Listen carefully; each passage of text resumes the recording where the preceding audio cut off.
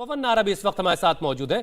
पवन, आज जो हमने हलचलें देखी विधानसभा में, वो किस वजह से थी? क्या अब फ्लोर टेस्ट की नौबत बहुत करीब है, फ्लोर टेस्ट होने का वक्त बहुत करीब आ चुका है, इस वजह से वहां पर हम आज हलचल देख रहे थे?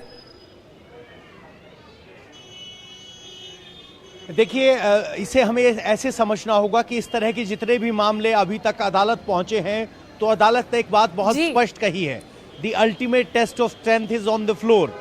यानी विधानसभा के पटल चाह रही हूं, वापस आपका रुख करेंगे। इसी बीच एक बड़ी खबर आ रही है, ईडी के समन पर संजय राउत ने ट्वीट कर जवाब दिया है। संजय राउत की तरफ से ट्वीट कर कहा गया है कि अब मुझे पता चला ईडी ने समन क्यों भेजा। हालांकि अगर बिटवीन द लाइंस इस मैसेज को समझा जाए हुसैन, तो हमेशा से ईडी के दुरुपयोग की बात तो वो कहते रहे हैं, और ये जो समन अब सामने आया है उस पर देखिए किस तरह से ट्वीट कर उन्होंने व्यंग यहां पर कसा है।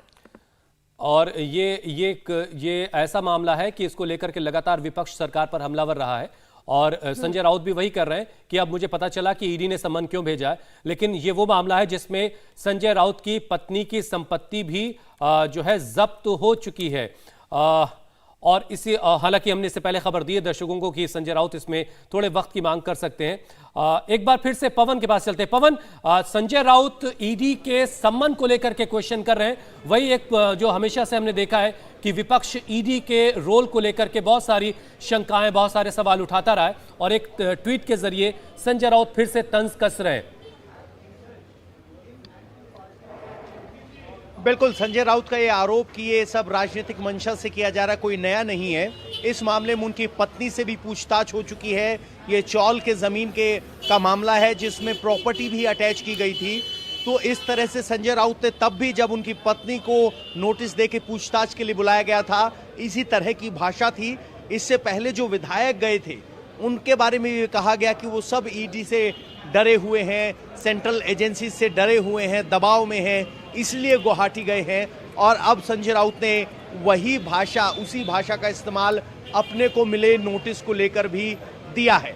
तो कुल मिलाकर राजनीति में इस तरह के भाषण और इस तरह के जवाब आना कोई नई बात नहीं है, अपेक्षित है। एजेंसीज काम करती हैं, तो जो सत्ता में होता है वो कहता है एजेंसीज अपना काम कर रही हैं, और जो विपक्ष में होता है वो हमेशा कहता है कि एजेंसीज का दुरुपयोग किया जा रहा है। लेकिन इन सब के बीच हकीकत ये है कि महाराष्ट्र की एग्जैक्ट वस्तु स्थिति क्या है वो बहुत ओपेक है, अभी क्लियर नहीं है। कुछ नंबर्स गुवाहाटी में दिखाई दे रहे हैं, कुछ यहाँ हैं। सरकार को बचाने की कोशिशें हैं, कहा जिद है कि हम पद नहीं छोड़ेंगे, और उम्मीद ये कि जब विधायक वापस मुंबई पहुंचेंगे तो उन पर दबाव का असर होगा, और वो दबाव बनाने के लिए बार बार बयान दिए जा रहे हैं। 2-3 बयान ऐसे हैं जैसे जिसमें खुद आदित्य ठाकरे ने एक मंच से कहा, जब एक महिला ने कहा कि हम उनके कपड़े फाड़ लेंगे, तो उन्होंने कहा कि वो जाएंगे कहां से। सम्मन को लेकर के जो उन्होंने ट्वीट किया वो तो एक तंज है, लेकिन ईडी अपना काम कर रही है, एक एजेंसी, सेंट्रल एजेंसी,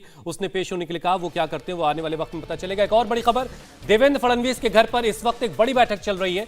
इस बैठक में प्रवीण दरेकर, गिरीश महाजन, नीतीश राणे मौजूद हैं, राधा कृष्ण विखे पाटिल, कृपा शंकर सिंह भी इस बैठक में मौजूद है। देवेंद्र फडणवीस का जो खेमा है वहां भी लगातार बैठकों का दौर जारी है। अलग अलग विधायक मुलाकात करने लगातार देवेंद्र फडणवीस के घर पर पहुंचे, और सुबह से ही बैठकों का दौर जोशना जारी है। और इन बैठकों के बीच एक और बहुत ही दिलचस्प और इंटरेस्टिंग बात यह कि बीते कल एक सीक्रेट मीटिंग की गई है पूर्व मुख्यमंत्री द्वारा। अब ऐसे में देखना यह है कि ये सारी बैठकें और विधानसभा में चल रही हलचल और सुप्रीम कोर्ट में चल रहे मामले, क्या इन सब में कुछ ना कुछ एक कॉमन लाइन है।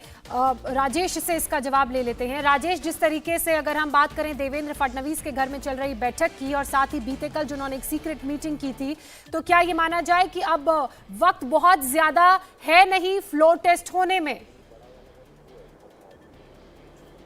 बिल्कुल, देखिए बीजेपी लगातार इस मामले को लेकर पर्दे के पीछे से रणनीति जो है वो बना रही है। हालांकि सामने से आकर ना कैमरे के सामने कोई बोलता है, ना कोई नेता इस मसले पर आपको ऑफ द रिकॉर्ड भी बहुत ज्यादा बात करते हुए मिलेगा। लेकिन मीटिंग्स का दौर पिछले एक हफ्ते से देवेंद्र फडणवीस के घर पर लगातार चल रही है। उनके शहर से बाहर जाने की, गुप्त तरीके से बाहर जाने की बातें भी सामने आ रही हैं। तो बीजेपी अपने पत्ते फिलहाल खोल नहीं रहे, लेकिन कोशिश पूरी है बीजेपी की तरफ से कि जैसे ही सुप्रीम कोर्ट में कोई ऑर्डर आता है या फिर महाराष्ट्र विधानसभा से कोई ऑर्डर आता है तब वो जाके अपने पत्ते खोले, तब फ्लोर टेस्ट के मांग के लिए एकनाथ शिंदे के गुट के साथ विधानसभा या फिर राज्यपाल को अप्रोच करे। तो फिलहाल बीजेपी के अंदर बैठकों का दौर जारी है, रणनीति बनाने की कोशिशें जो हैं वो बीजेपी में चल रही है, लेकिन निगाहें सुप्रीम कोर्ट पर और विधानसभा के डिप्टी स्पीकर पर है। जी और थोड़ी बहुत यादें होंगी पिछले उस वक्त की भी, जब अजित पवार थोड़े वक्त के लिए आए थे और फिर